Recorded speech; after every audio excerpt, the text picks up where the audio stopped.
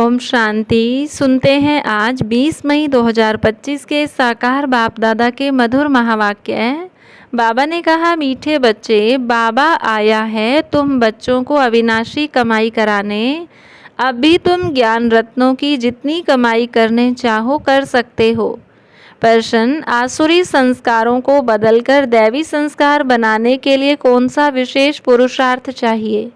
उत्तर, संस्कारों को बदलने के लिए जितना हो सके देही अभिमानी रहने का अभ्यास करो। देह अभिमान में आने से ही आसुरी संस्कार बनते हैं। बाप आसुरी संस्कारों को दैवी संस्कार बनाने के लिए आए हैं।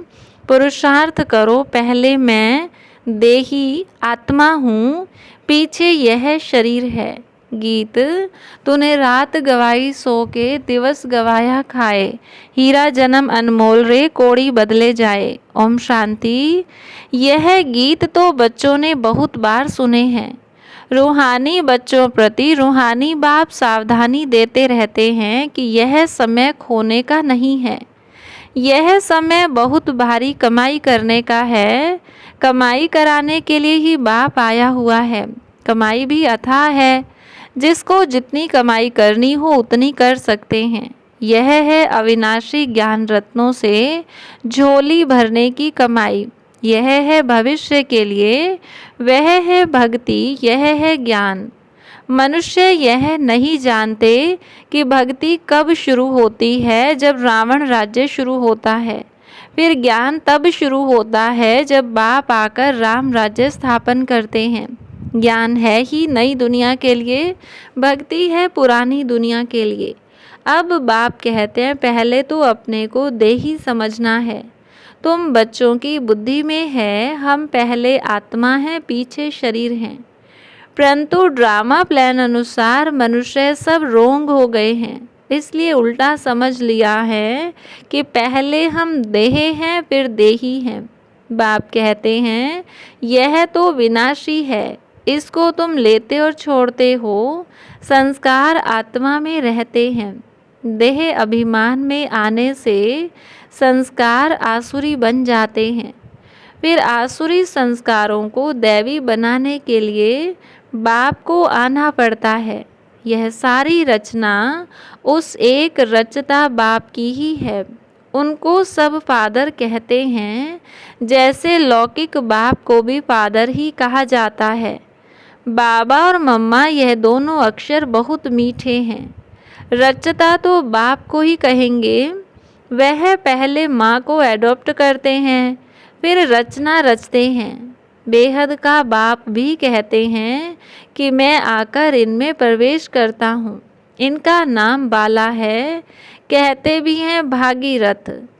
मनुष्य का ही चित्र दिखाते हैं, कोई बैल आदि नहीं है।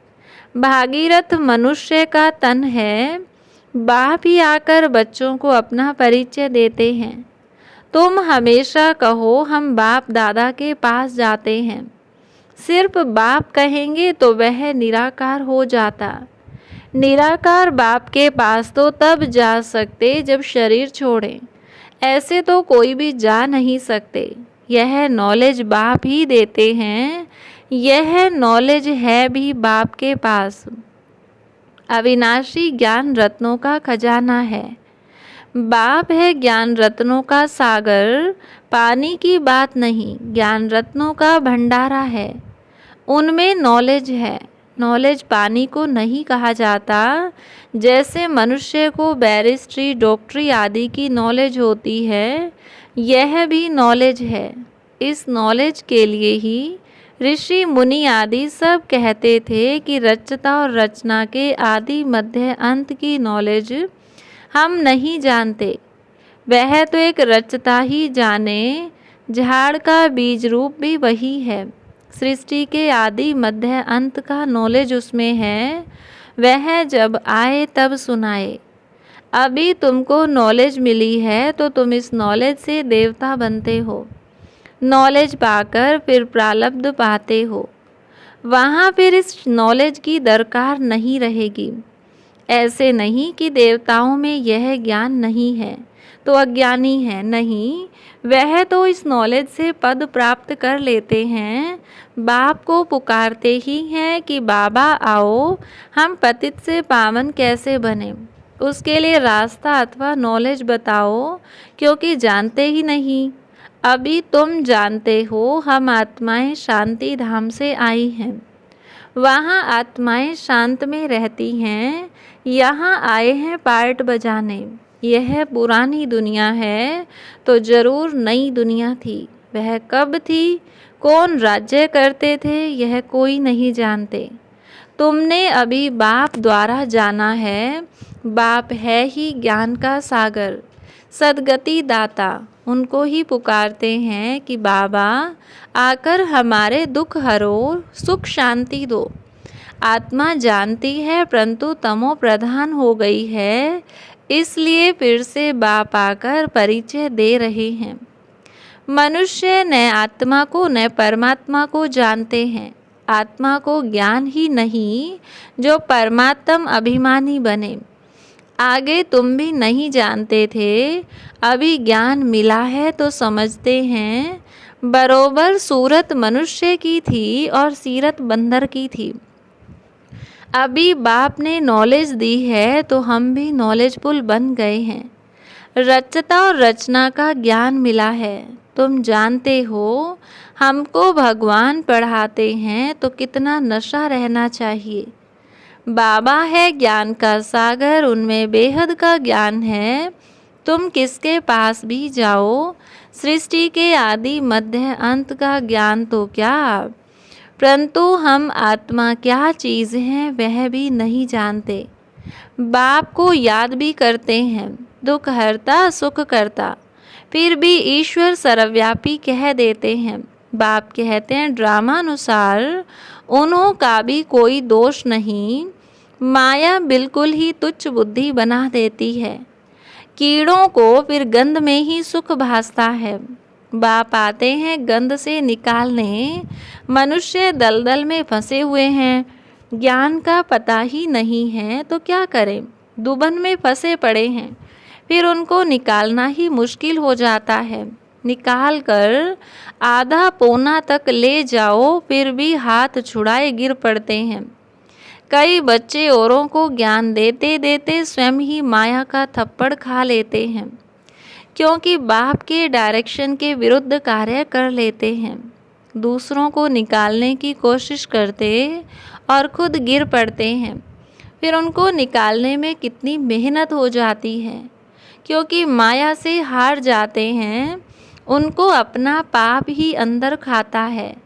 माया की लड़ाई है ना। अभी तुम युद्ध के मैदान पर हो। वह हैं बाहुबल से लड़ने वाली हिंसक सेनाएं।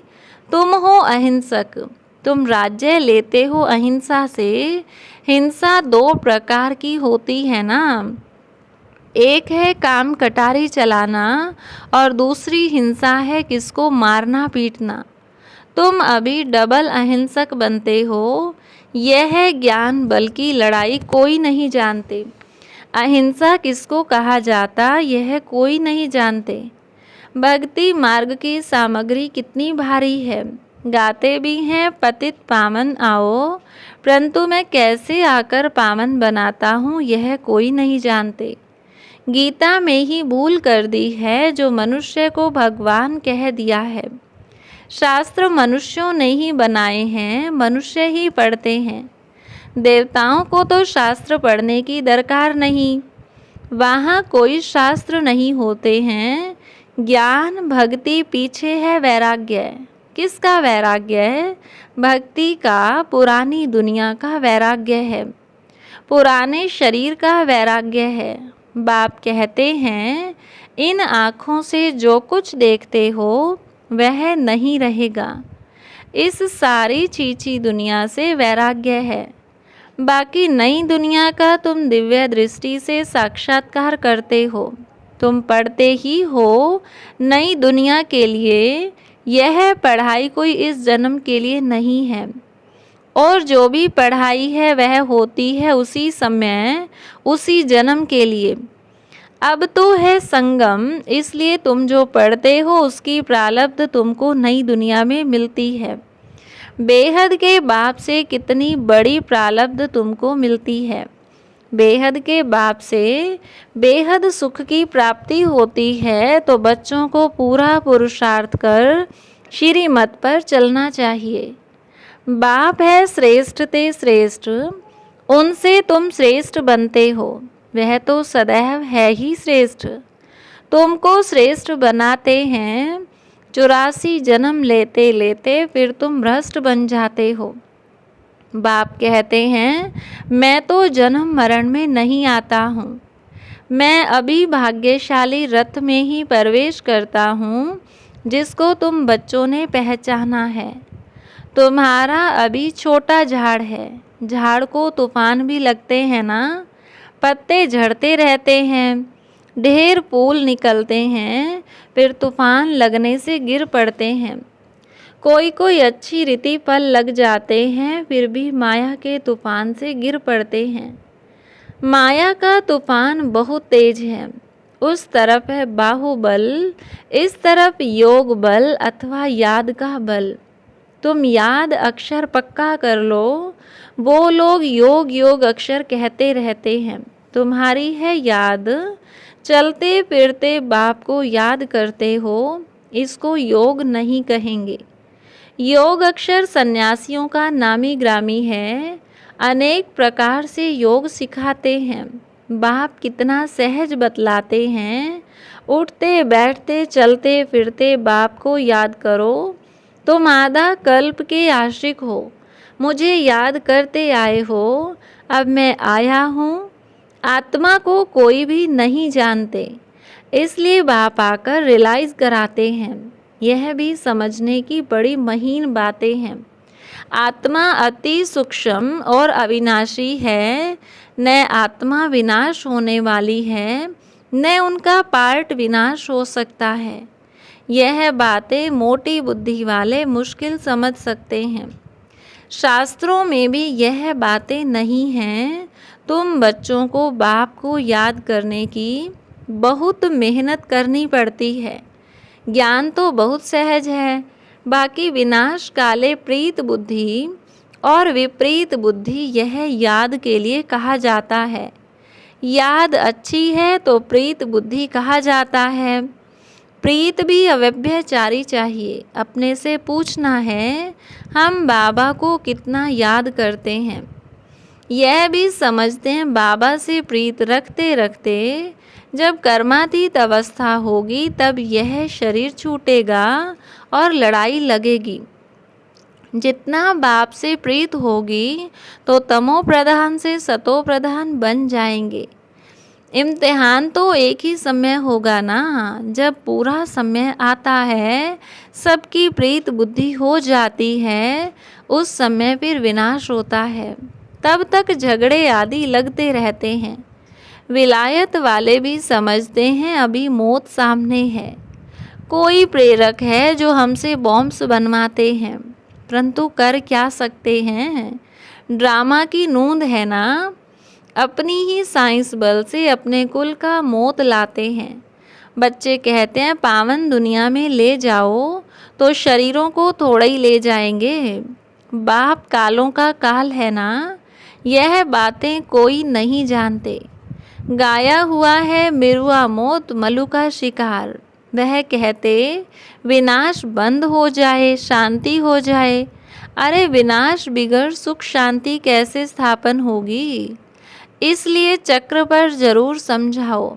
अभी स्वर्ग के गेट खुल रहे हैं, बाबा ने कहा है इस पर भी एक पुस्तक छपाओ, गेट वे टू शांति धाम सुख धाम। इनका अर्थ भी नहीं समझेंगे, है बहुत सहज, परंतु कोटों में कोई मुश्किल समझते हैं।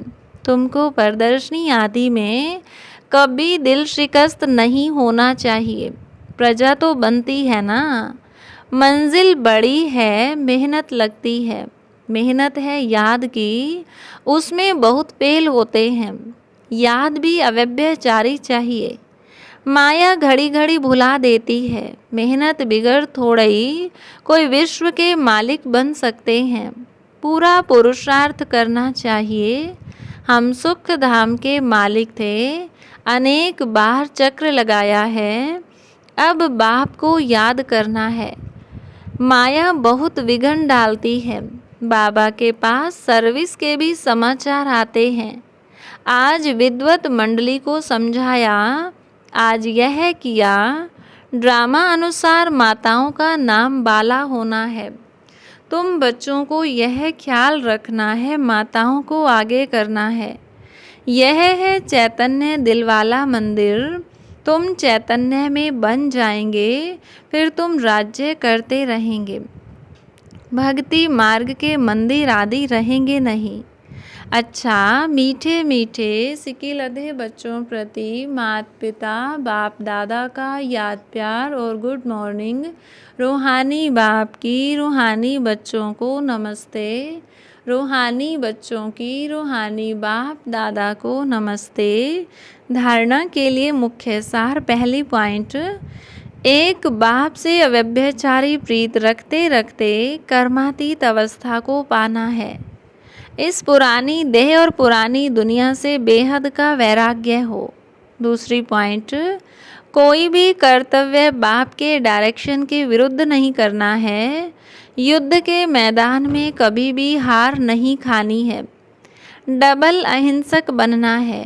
वरदान, शुभ भावना से सेवा करने वाले बाप समान अपकारियों पर भी उपकारी भव।